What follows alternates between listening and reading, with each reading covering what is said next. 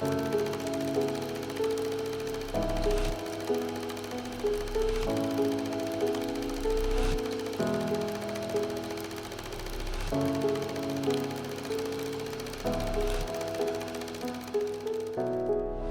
and we're going way back here, right?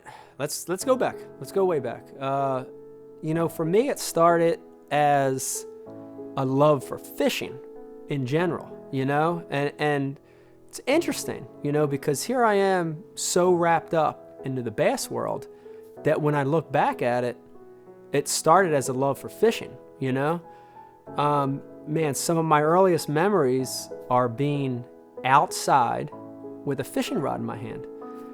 And it's not for bass. It's for bluegill. It's at the Jersey Shore for bluefish, little flounder. It's trout. It's still fishing in the Poconos for trout. But it's something I had an instant connection with. And I think that's a big link for me, a big link for everything that I've bonded with in my life. There was this spark that happened very early on where I just felt comfortable fishing. Like I felt like that's what I should be doing, Man, I've got pictures upstairs and 2, 3, can't remember, but I've got a rod in my hand or a net trying to scoop fish or, being outside hunting frogs or turtles. I think for me, that was the start of it, It was the start of the love for fishing. Just being outside. Being out there and trying to capture something. At a very young age, that's a big part of it, But somewhere about 8 or 10 years later from when I was introduced to it, something clicked, something changed. And I, vividly freaking remember it. Like close my eyes, like scary, like get the chills, remember it. And it was up the Poconos again, and it was our normal summer vacation. We'd go up for a week. And we would trout fish. And there's this process of my pop in the front of the boat, my uncle captaining in the back, and me in the middle, stuck between these two guys arguing. No, too deep, too shallow. Anchor here. Oh, no, you're not tight. It was always this process. And it was great. But that one year, something called me and called me to try something different. And I vividly remember it. And my grandfather had this box, man. This green... freaking green old 3-tier box, you know what I mean? Brass hinge, you open it up, out come these 3 drawers. And I was instructed from very early age never to touch that box because it's my pop's box. Don't touch pop's box. But I went in that box and I snooped around, looked, and I closed it, nobody's looking, and had these lures. And that was, up to that point, that was foreign to me. Fishing was live bait. It was cut bait.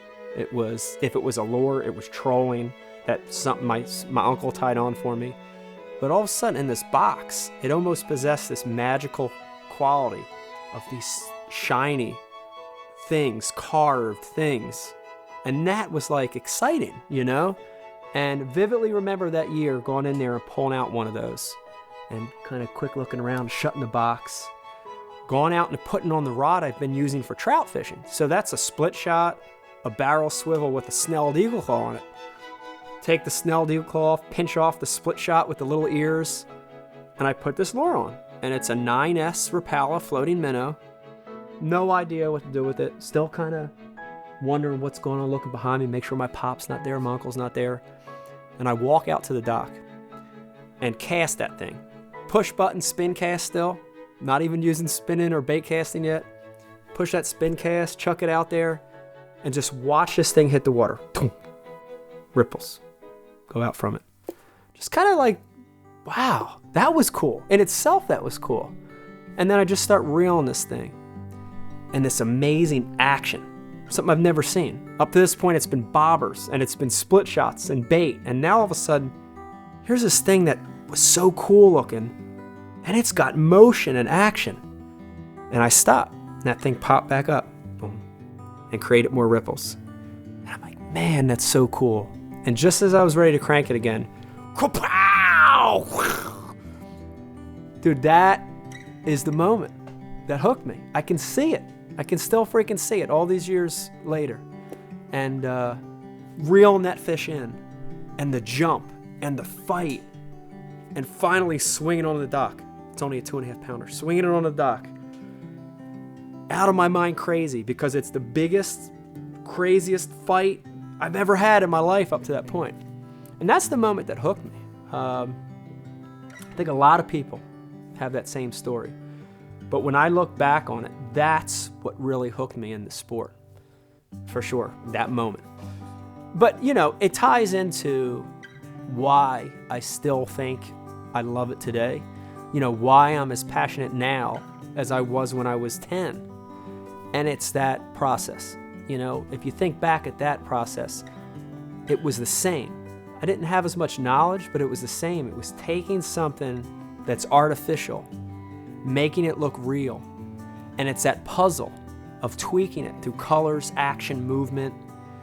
And then there's the fight and the catch, and it all comes together when that fish comes in the boat or comes over the dock. But the process leading up to it, that's why I fish. The puzzle. That's why I fish. And that lure came out of Pop's box. Came out of Pop's box. Did you get caught? I got caught. So I ended up screaming the entire way back down to the dock with this 2.5 pound bass dangling like that far from the tip. Just running, because if you caught something at that stage of my life, it got kept. It got put on Pop's stringer, this brass stringer, you know, that would house these fish, and they would go up and down.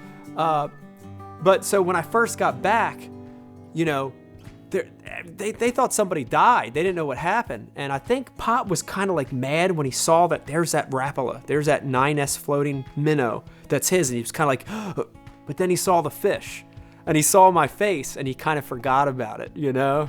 And from that point on, I was allowed in Pop's box. So things changed after that. He got to eat it. It got to go on a stringer. He was happy. That's great. He was happy. That's awesome. So you're, what, 15 at this point? I'm younger. All this happened probably 10, 11 years old, that first strike. But that then morphed into something much bigger.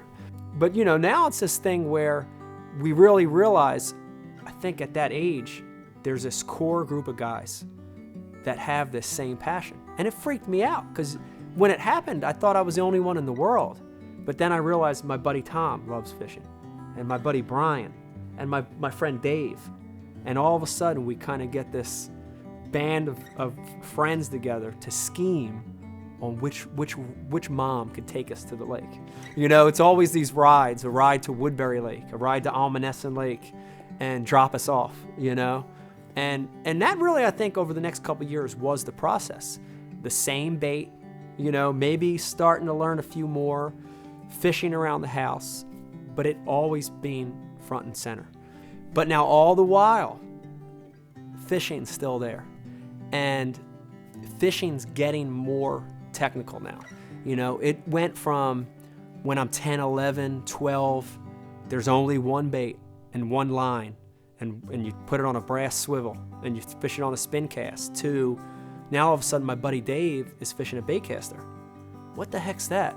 And now I'm subscribing to Bassmasters and I'm reading about plastic worms and spinner baits. These lures that a couple years earlier I would have laughed at, you know? That thing can't catch a fish. What is that? You kidding me?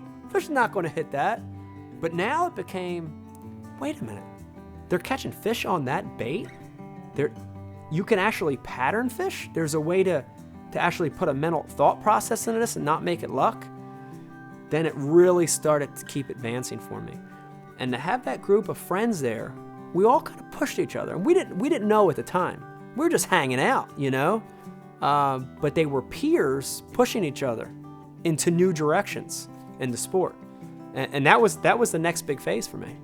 Were you aware of fishing tournaments? You talked about your competitiveness. Yeah. Were you aware of them at this point? I was aware of tournaments from a very, very far distance away.